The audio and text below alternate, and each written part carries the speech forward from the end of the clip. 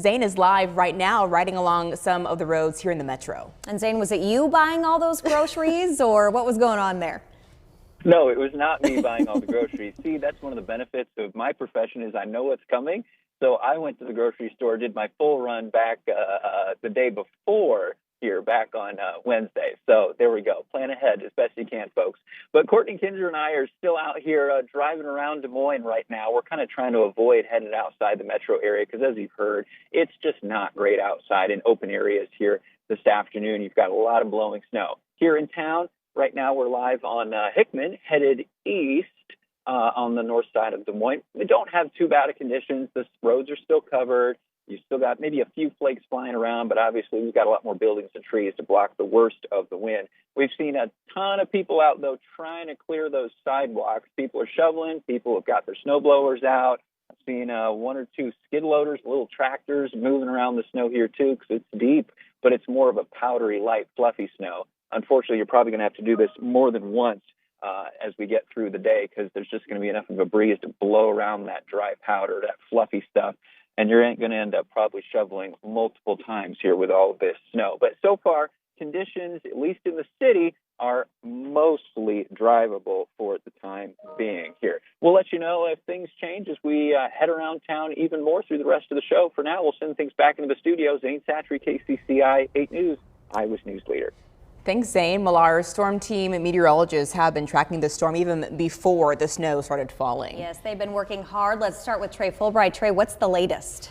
Well, we've been watching wind gusts increase over the last 6 hours across the state. These are some of our peak wind gusts here across the state. Many of us seeing wind gusts top 30 to 40 miles per hour as the storm system has gotten closer and the winds have been steadily increasing this morning. These are the current gusts right now. And remember, for blizzard criteria, we're looking for a peak wind gust of 35 miles per hour or greater. So Ames, Marshalltown, Carroll, up toward Algona, Spencer, a lot of your rural locations, especially those that are flat and open, are verifying with the wind gust, at least here this afternoon. We also look for visibility at a quarter of a mile or less, and we've kind of been watching this kind of go up and down, but places like Carroll out toward Atlantic, seeing that visibility reduced to around a quarter of a mile, 3/10 of a mile there, and Sheraton, the same in Ottumwa. Here in the immediate Des Moines metro area, remember we have a lot of buildings and trees to help block some of that snow, so that does help things out. A look at the radar right now, we've still got widespread snow. We had a heavier band setting up to the northwest of the metro early on.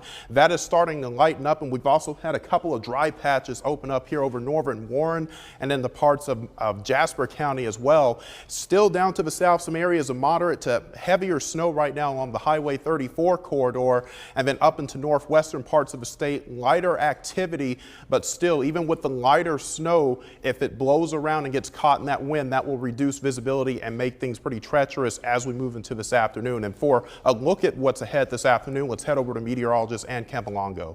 And Trey, you've been covering it all morning long, and we'll continue to see the snow, as you mentioned, here through the afternoon. Let's take a look at some of the currents right now. Temperature-wise, we are sitting into the teens, coldest back into western portions of the metro area. 12 degrees right now in Redfield. We're at 13 in Earlham, 15 right now in Van Meter. These temperatures will continue to drop here as we head into the evening and overnight hours tonight. Wind chill values in the single digits, if not sub-zero already. As you head into portions of Dallas County, 8 below is the wind chill in Redfield. We're at 6 below currently in Dallas Center. So as we go through the rest of today, our temperatures drop and the winds will pick up even stronger here than what we've seen so far. Current wind chills for the state here, we've got a 14 below wind chill in Carroll right now, feels like 10 below in Creston, almost to a 20 below zero wind chill up in Algona. So it's going to stay cold, windy, and just frigid outside as we head into the next several days. Wind gusts upwards of 40 to 45 miles per hour as we head into the afternoon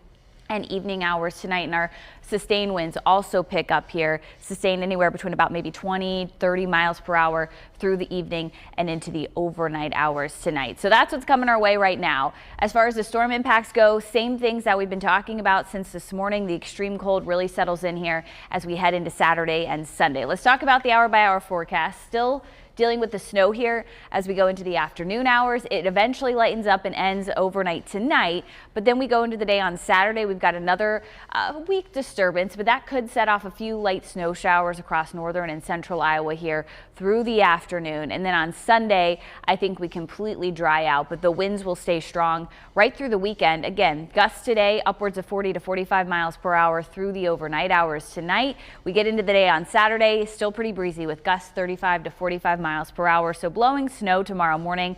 Also a concern if you need to get out the door or trying to get out the door early tomorrow morning. I think that will still create some issues out on the roadways. We go into Saturday night, it's still pretty breezy, and then Sunday finally the winds relax a little bit. It's still going to be windy, but we'll call it less windy as we head into the day on Sunday. That wind chill watch goes into effect Saturday night and is with us all the way through noontime on Tuesday. So several days of extreme and dangerous cold. Tonight we dip down to below zero if you're in western Iowa, right around 0 degrees here in the city. Of course, the new snowpack is going to help keep temperatures really cold. Tomorrow will be in the single digits as we head into the day on Saturday. We dip down below zero Sunday and Monday, and then eventually we get a little bit out of the freezer, if you will, closer to the teens by Wednesday and Thursday of next week.